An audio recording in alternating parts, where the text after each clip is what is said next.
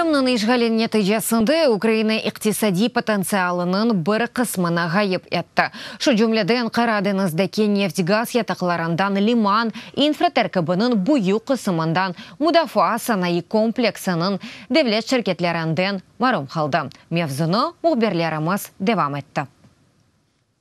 27 миллиардов долларов. Русия ишгаленден себеп Украина 27 миллиард доллар ғайып етті. Бұ пара ұғымыздекі 4 ел içinde Украинын тыш борч ödemelerine мусави. Энергетика секторы ишгал себебінден қарарнен 7 миллиард доллар ғайып етті. Әр ел Қырымда тахминен 2 миллиард кубометр газ қазып чықырылайды. Қырымда 18 газ ятағы қалды, мемлекет 4 бұрғылав жихаз газ нақлият системасы ветахменен 1200 километр эсас газ бұрыларындан марум қалды. Бұның иледі фияты 800 миллион доллар олған нефть ве газ қазып чықарылмасы үшін эки терен бұрғалув платформа ве газ иле толу 1 миллиард кубометрлік анбар. Эпасы бұ активлерінің сайбы Нафтогаз України милли акция шirketi еді. НАК «Нафтогаз України» отримав. Нафтогаз Украина милли акциялы шirket ГАГада экимлик махкемесінің қарарына алды. Қарар музбеттір. Махкеме Русия актилеріміздің ғайбында қабатлы олғанны избатлап олдық. Енді зарыны ивас етмек керек. Зарға 5 миллиард доллар фият кесеміз.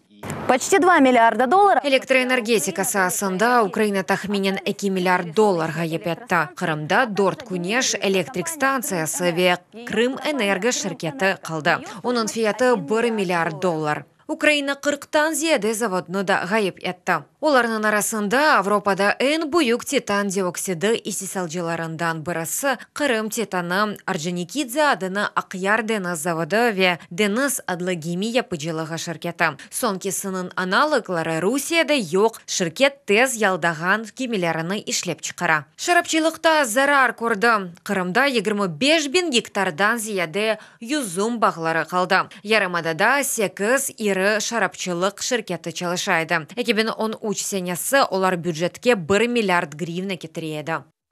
После аннексии Ишгалден сон пек тез кичек ишханелері қапалмақ башланды. 5 ел içinde оларның сайысы 10 қат азлашты. 2013 сенесі 15 бинден бинге қадар 2018 сенесі. Қырымда 80 банк çalışайды. Епасы ярымада бөліклеріні банкоматларыны ве параларыны қалдырып кетті. Ашатбанк тахминен 300 бөлігіні ғайып етті. Гага махкемесінің қарары Русия малия шirketке 1.3 миллиард доллар ве файзлеріні ödemек керек. Приватбанк эки филиалы 300 бөлігі тахминен 500 банкомат ве 700 терминалдан марум қалды. Епасы олып Қырым иқтисадиятына ве инфратеркіп инкешафына 1 миллиард доллар ятырды. Айны бұ пара için бүгінде Приватбанк Гаагада махкемелеші.